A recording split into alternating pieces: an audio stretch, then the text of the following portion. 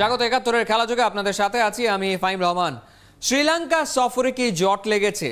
জট কি আদৌ খুলবে? খুললে কোন উপায়? মূলত সেই উপায় খুঁজতে দেরি স্ক্যাজুয়াল ঘোষণায়। নিরপেক্ষ জায়গায় দাঁড়িয়ে একটা আঁচ করা যাচ্ছে সফর হবে কিন্তু কিছুদিন পেছাবে। শামসুল আরিফিন রিপোর্টে বিস্তারিত। প্রস্তুত হচ্ছে টাইগাররা। মাঠের লড়াইটা বড্ড দরকারি। বিসিবি ক্রিকেটার থেকে ভক্ত সবাই মন প্রাণ দিয়ে চাইছে শ্রীলঙ্কা সফর দিয়ে টাইগাররা ফিরুক আন্তর্জাতিক ক্রিকেটে। কিন্তু চাওয়া পাওয়ার মধ্যে ফারাক তৈরি করেছে করোনা ভাইরাস। বিশ্ব মানছে করোনার স্বাস্থ্য প্রোটোকল। করোনাকে দূরে রাখার লড়াইয়ে লঙ্কানরা বিশ্ববাসীর নজর কেড়েছে। অল্পতেই ওরা নাম খোয়াতে নারাজ, তাই সর্বোচ্চ সতর্ক থেকে ক্রিকেট ফেরাতে চায় মাঠে। কোয়ারেন্টিন নিয়ে কোনো ছাড় নেই। টাইগারদের 14 দিন কোয়ারেন্টিন নাকি করতেই হবে। লঙ্কান স্বাস্থ্য বিভাগকে আইসিসির এক ম্যাচ রেফারি করোনা প্রোটোকল বিষয়ে ব্রিফ করার পরেও কোয়ারেন্টিন বিষয়ে কোনো ছাড় হবে না, সেটা স্পষ্ট জানিয়েছে দ্বীপদেশের স্বাস্থ্যকর্তারা। এখন যে আদলে টাইগারদের স্কিল ক্যাম্প শুরু হয়েছে সেটা তৈরি হয়েছে কোয়ারেন্টিন উপযোগী করে। এই অনুশীলনের নমুনা পাঠানো হচ্ছে লঙ্কায়, সর্বোচ্চ স্বাস্থ্য প্রোটোকল বজায় রাখার উদাহরণ, যাতে করে দুই পক্ষেরই নিয়ম রক্ষা হয়। লঙ্কান ক্রিকেট বোর্ডের সিরিজ শিডিউলে শ্রীলঙ্কা এ দলের সাথে 3 দিনের একটা প্র্যাকটিস ম্যাচ রয়েছে, যেটার সম্ভাব্য তারিখ অক্টোবরের 18 থেকে 20। এখনো পর্যন্ত যত দূর শোনা যাচ্ছে তাতে সিরিজের চূড়ান্ত সিদ্ধান্ত আসতে পারে বুধবার। টাইগারদের 27 সেপ্টেম্বর লঙ্কা দ্বীপে উড়াল দেবার কথা ছিল, সেটা অন্তত পিছিয়ে অক্টোবরের প্রথম সপ্তাহে যাচ্ছে, সেটাতে কোনো রকম সন্দেহ থাকছে না। শামসুল আরিফিন, ৭১। সরকারের কোয়ারেন্টিন নিয়ম মানতে গিয়ে রীতিমতো গ্যাড়াকলে পড়েছে শ্রীলঙ্কান ক্রিকেট বোর্ড। এলোমেলো হয়ে যাচ্ছে তাদের পরিকল্পিত সব ক্রিকেট সূচি, পিছিয়ে যাচ্ছে লঙ্কান প্রিমিয়ার লিগ আর টি10 ক্রিকেটের আসর। এমনকি কোয়ারেন্টিন নীতির কারণে পরিবর্তন আসতে পারে বাংলাদেশের সূচিতেও। এতেশাম সবুজের রিপোর্ট।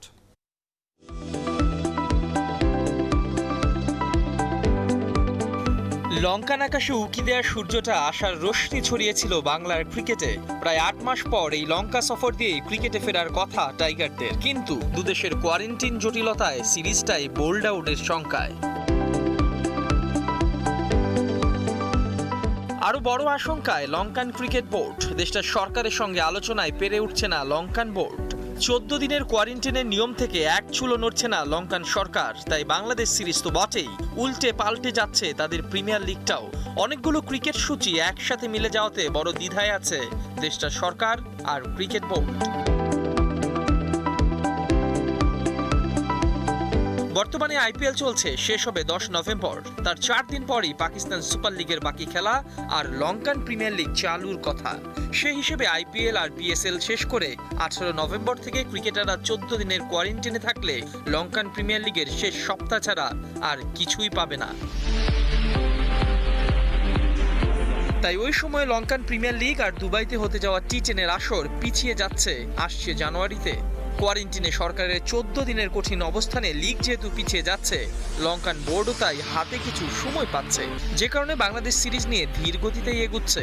লঙ্কান সরকারের নিয়ম মেনে নিলে বাংলাদেশের বিপক্ষে সিরিজের সূচিতেও কিছু পরিবর্তন আসতে পারে। হয়তো সময় নিয়ে নতুন করে সিরিজটা সাজিয়ে নিতে পারে লঙ্কান বোর্ড। এতেশাম সবুজ, ৭১। ডানহাতি ব্যাটসম্যানদের বিপক্ষে বল ভেতরে ঢোকানোর কৌশলে অনেকটাই এগিয়েছেন। আস্তে আস্তে আয়ত্তে আসছে স্কিল। মুস্তাফিজ নিজেই গণমাধ্যমকে জানিয়েছেন, পেস বোলিং কোচ ওটিস গিবসনের টিপস মানার পাশাপাশি বিশেষ কিছু ভিডিও ফুটেজই আপাতত মুস্তাফিজকে সাহায্য করছে। দেবচৌধুরী রিপোর্ট।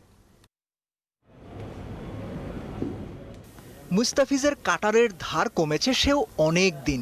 বোলিংয়ের পুরনো অস্ত্রগুলোতে এখন আর প্রতিপক্ষ হুড়মুড় করে লুটিয়ে পড়ে না। দরকার নতুন স্কিল, বোলিংয়ে চাই বিশেষ কিছু। সেই ধারণা থেকেই ডানহাতি ব্যাটসম্যানদের বিপক্ষে বল ভেতরে নেয়ার স্কিল রপ্ত করার জন্য মুস্তাফিজকে তাগিদ দিয়েছিলেন হেড কোচ রাসেল ডমিঙ্গো। ঝালাইয়ের কাজটা করছেন ওটিস গিবসন, কিন্তু করে দেখাতে হবে মুস্তাফিজকেই। ইনসুইংয়ের কৌশল রপ্ত না হলে টেস্ট খেলতে পারবেন না মুস্তা, আগেই বলেছিলেন রাসেল ডমিঙ্গো। যদিও শ্রীলঙ্কা সফরের দলে মূল পেসার হিসেবেই থাকবেন দ্য ফিজ। তাহলে প্রশ্ন, ইনসুইংয়ের কৌশল কি রপ্ত হয়ে গেছে? না হয়ে থাকলে কতটুকু বাকি? মুস্তাফিজ কি বলেন? আমাদের করোনার আগে গিবসন আমার কিছু গ্রিপ দেখাই দিয়েছিল, কিভাবে কি করলে ভিতরে বল ঢুকবে। ওইটা নিয়ে কাজ করতেছিলাম। এখনও আল্লাহ দিলে খুব ভালো যাচ্ছে, আরও কাজ করা লাগবে ইনশাল্লাহ। ভালোভাবে কাজ করতে পারলে ভিতরে ঢোকাটা তাড়াতাড়ি আসবে ইনসুলিনটা। কৌশল কতটা রপ্ত হয়েছে তা প্রমাণ হবে মাঠে, তবে সবকিছুর ওপরে পরিশ্রম, চেষ্টা।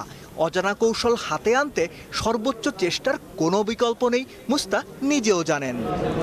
আমি তো চাই সব ফরম্যাটে খেলতে। এখন আমি চেষ্টা করতেছি যে কি কাজগুলো করলে আপনার ফিটনেস বলেন, বোলিং স্কিল বলেন, কোন কাজগুলো করলে আমি সব ফরম্যাটে যেন রেগুলার হইতে পারি, চেষ্টা করছি। মুস্তাফিজের ভালো পারফর্ম করা মানেই বাংলাদেশের এগিয়ে যাওয়া, এই সত্য মুস্তাফিজ কি উপলব্ধি করেন? লাল বলেন নতুন মুস্তাফিজের শুরুটা হোক শ্রীলঙ্কা থেকেই, প্রত্যাশায় চেয়ে থাকা। দেবচৌধুরী, ৭১। নির্বাচনী আচরণবিধি লঙ্ঘন করে ক্লাবগুলোর মাঝে পুরস্কার বিতরণ করেছে কাজী সালাউদ্দিনের সম্মিলিত পরিষদ। অভিযোগ করেছেন সভাপতি প্রার্থী শফিকুল ইসলাম মানিক। তবে সেই অভিযোগ আমলে নিচ্ছেন না সালাম মুর্শেদী। 5 বছর ধরে ট্রফিগুলো হস্তান্তর না করে নির্বাচনের ঠিক আগে কেন এই আয়োজন? সিনিয়র সহসভাপতির উত্তর, দায়িত্ববোধ। এতেশাম সবুজের রিপোর্ট। সামনে থেকে কাজী সালাউদ্দিন যেভাবে এগিয়ে চলেছে, ফুটবলটাকে কি সেভাবে সামনে রাখতে পেরেছে? দায়িত্বের 12 বছরে খেলাটা পর্দার আড়ালেই থেকে গেছে। নিজে কেবল ফুটবলের নামটাই ব্যবহার করেছেন, যেমনটা করছেন নির্বাচনের আগে এমন পুরস্কার বিতরণের আয়োজন করে।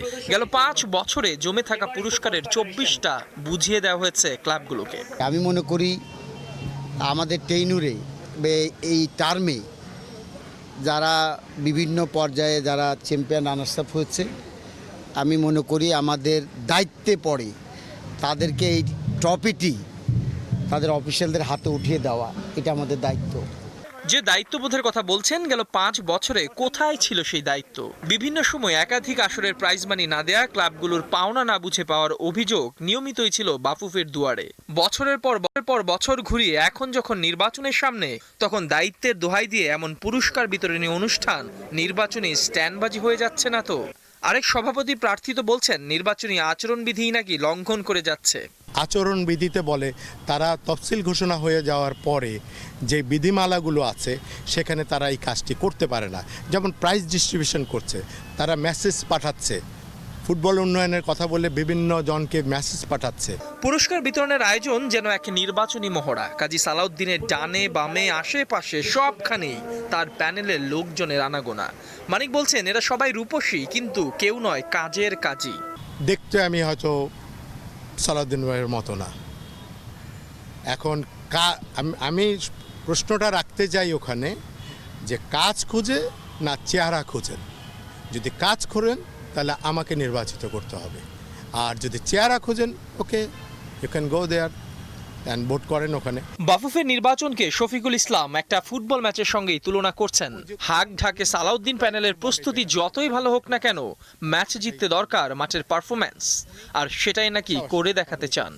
অন দ্য ডের খেলা, 3 তারিখের খেলা, 3 তারিখে এসে তারা যদি প্র্যাকটিস অনেকে ভালো করে, কিন্তু মাঠে যেয়ে যদি পারফর্মটা না করতে পারে, তাহলে সেটা হলো হেলথে বিপরীত হয়। ইহতেশাম সবুজ, ৭১। একটা জিম করতে কত টাকা লাগে? একটা ফুটবল ফেডারেশনের পক্ষে কি সম্ভব না ওই টাকা জোগাড় করা? অথচ গত 1 যুগেও সেই অর্থ জোগাড় করতে পারেনি বাংলাদেশ ফুটবল ফেডারেশন। এমনকি দেশের ক্রীড়াঙ্গনের অভিভাবক সংস্থা জাতীয় ক্রীড়া পরিষদকেও অনুরোধ করেনি একটা জিম বানিয়ে দিতে। ফুটবলের প্রতি কর্তারা আসলে কতটুকু আন্তরিক? পল্লন্দির রিপোর্ট। জিমটা করা is a very easy thing. আপনি যদি আজকে আমাকে টাকা দেন, আমি কালকে জিম বসিয়ে দেব, বাট টাকাটা আমি পাবো কই? Neither the government gives me the money, neither FIFA gives me the money, neither anybody আমাকে টাকাটা দেয়। 2008 থেকে 2020 12 বছর ধরে বাফুফে সভাপতি কাজী সালাউদ্দিন, অথচ তিনি কিনা টাকার অভাবে ফুটবলারদের জন্য আজ পর্যন্ত একটা জিম বানিয়ে দিতে পারেননি। একটা জিম বানানোর খরচা কত? উত্তরটা জানতে জিম ইকুইপমেন্টের বড় প্রতিষ্ঠান বডি অ্যান্ড স্পোর্টসে ৭১ টিভি। বাংলাদেশ ক্রিকেট বোর্ডের জিমের সব উপকরণ এই প্রতিষ্ঠানই সরবরাহ করে থাকেন। কাজ করছে বিকেএসপির সাথেও। কোয়ালিটি তো শেষ নেই। যদি আপনি 50 লাখেরও যদি একটা বাজেট রাখেন, তাহলে একটা ভালো স্ট্যান্ডার্ড একটা ইন্টারন্যাশনাল মানের একটা জিম করা সম্ভব। সেক্ষেত্রে ফুটবলাররা কিন্তু অনেক 22 জন 25 জন 30 জন মিলেও কিন্তু জিম করতে পারে অ্যাজ লাইক ক্রিকেটার্স। তো সেক্ষেত্রে 50 লাখের মধ্যে কি বাজেট করলে কি একটা সুন্দর আধুনিক জিম হতে পারে? হ্যাঁ, 50 লাখের একটা এটা মিনিমাম বাজেট, যে 50 লাখ হলে একটা সুন্দর জিম করতে পারবে যেখানে আপনি 50 জন মেম্বার ইউজ করতে পারবে। বোঝা গেল লাখ 50 টাকা হলেই আধুনিক জিম হাতের মুঠোয়। এই টাকার জোগান হয়নি বলেই গত এক যুগে জিম বসাতে পারেনি বাফুফে। যদিও 2016 থেকে 2020 পর্যন্ত শুধু ফিফা এফসির অনুদান থেকেই বাফুফের অ্যাকাউন্টে গেছে 50 কোটিরও বেশি টাকা। স্পন্সর সহ নানা খাত থেকে বাফুফেতে এসেছে আরও অনেক অর্থ। ফেডারেশন সভাপতি কাজী সালাউদ্দিনের 3 টার্মে ফুটবল উন্নয়নে নানা কাজে প্রতি বছর ব্যয় করা হয়েছে কোটি কোটি টাকা, অথচ তারপরও একটা জিমের টাকার জোগান হয়নি। আবার ওই জিম দেখবেন যে ওই ফুটবল খেলোয়াড়দের জন্য যে জিম, সেটা বাফুফে পারেনি ক্রীড়া পরিষদকেও জিম বানিয়ে দিতে অনুরোধ করেনি।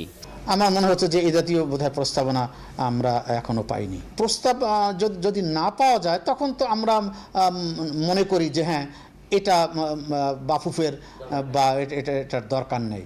2020 বাফুফে নির্বাচনের ইশতেহারে এবারও জিম স্থাপনের প্রতিশ্রুতি দিয়েছেন চতুর্থবারের মতো সভাপতি পদের প্রার্থী কাজী সালাউদ্দিন। তাই দেখে আবারও আশায় বুক বেঁধেছেন দেশের ফুটবলাররা। যদি নির্বাচনে জেতেন আর নিশ্চয়ই ফুটবলারদের হতাশ করবেন না সালাউদ্দিন। উপাল নন্দী, 71, ঢাকা। বাফুফে নির্বাচনে কাজী সালাউদ্দিনের নেতৃত্বাধীন সম্মিলিত পরিষদের বিপক্ষে প্রতিদ্বন্দ্বিতা করছে সমন্বিত পরিষদ। এই পরিষদের নেতৃত্ব দিচ্ছেন বর্তমান কমিটির সদস্য শেখ মোহাম্মদ আসলাম। তিনি সিনিয়র সভাপতি পদে প্রতিদ্বন্দ্বিতা করছেন।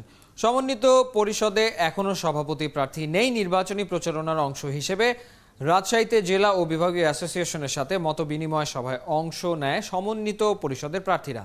নির্বাচিত হলে তৃণমূলের ফুটবলকে অগ্রাধিকার দেওয়ার প্রতিশ্রুতি দিয়েছেন সাবেক তারকা ফুটবলার শেখ মোহাম্মদ আসলাম।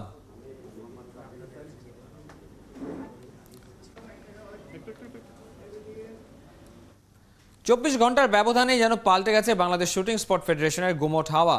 নতুন অ্যাডহক কমিটির সদস্যরা ভাসছেন শুভেচ্ছায়, শুটারদের মনে নতুন দিনের প্রত্যাশা।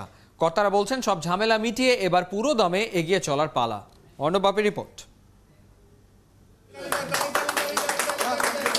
প্রাণের ফেডারেশনে এমন মুহূর্তের অপেক্ষায় ছিলেন ওরা। বাংলাদেশ শুটিং স্পোর্ট ফেডারেশন আজ সুখী পরিবার। মাঝে সময়টা ছিল ভুলে যাওয়ার মতো। অর্জনের গল্পগুলো হয়েছে বিবর্ণ অন্দরমহলের কাদা ছোড়াছুড়িতে।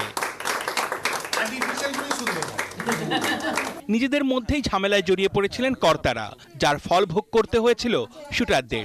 দীর্ঘদিন বন্ধ ছিল অনুশীলন। নতুন অ্যাডহক কমিটি ঘোষণা হবার পর সবার মনে স্বস্তি, শুটারদের সাথে গল্প আড্ডায় তারই প্রতিচ্ছবি। কমিটিটা ফরম্যাট হওয়াতে যে আসলেই যে অনেক খুশি, এটা তার একটা বহিঃপ্রকাশ ছিল। অ্যাডজাস্ট হয়ে গেছে অলরেডি যে রাইফেলটা, ওই রাইফেলটা যদি আমরা ইউজ করতে পারি তাহলে আমাদের যত তাড়াতাড়ি সম্ভব আমার কাছে মনে হয় এবং আমরা আগের পারফরমেন্সে ফিরে আসতে পারবো। শুটিং স্পোর্ট ফেডারেশন থেকে যুব ও ক্রীড়া মন্ত্রণালয় নতুন উদ্দীপনায় এগিয়ে যাবে খেলাটা। সেই কথা দিতেই যুব ও ক্রীড়া প্রতিমন্ত্রী জাহিদ আহসান রাসেলের সাথে নয়া সভাপতি মেজর জেনারেল আতাউল হাকিম সারোয়ার হাসানের সৌজন্য সাক্ষাৎ। অভিজ্ঞ ও তরুণদের সমন্বয় শুটিং স্পোর্ট ফেডারেশনে 25 সদস্যের অ্যাডহক কমিটি। তবে এবারও মহাসচিবের দায়িত্বে থাকছেন দেশের শুটিংকে ভিন্ন উচ্চতায় নিয়ে যাওয়া ইন্তেখাবুল হামিদ অপু। দিনভর উৎসবের ফাঁকেই শুটারদের নিয়ে করেছেন আগামীর পরিকল্পনা। স্পেশালি এটা একটা নতুন সকাল, কারণ আমাদের সবার আগে আমার মাথায় রয়েছে আমাদের অ্যাথলেটদের এনবিএর সমস্যাটা সমাধান করা। তো এটা আমাদের প্রেসিডেন্ট, বর্তমানে নতুন প্রেসিডেন্ট আমাদেরকে সকালবেলায় একটা দিক নির্দেশনা দিয়েছেন, ওই অনুযায়ী কাজ শুরু হয়ে গেছে। নতুন উদ্যমে রেঞ্জে ফিরবেন শুটাররা, নিশানাবাজিতে করবে বাজিমাত। সামনের লক্ষ্যটা টোকিও অলিম্পিক। অর্ণব বাপি, 71। এই ছিল এই মুহূর্তের খেলা যুগে সরাসরি সংবাদ অনুষ্ঠান। দেখতে থাকুন 71-এর ফেসবুক পেজ এবং সাবস্ক্রাইব করুন 71-এর ইউটিউব চ্যানেলে। প্রতি মুহূর্তে আমরা জানাচ্ছি করোনার সবশেষ। ভয় নয়, সচেতনতাই জয়।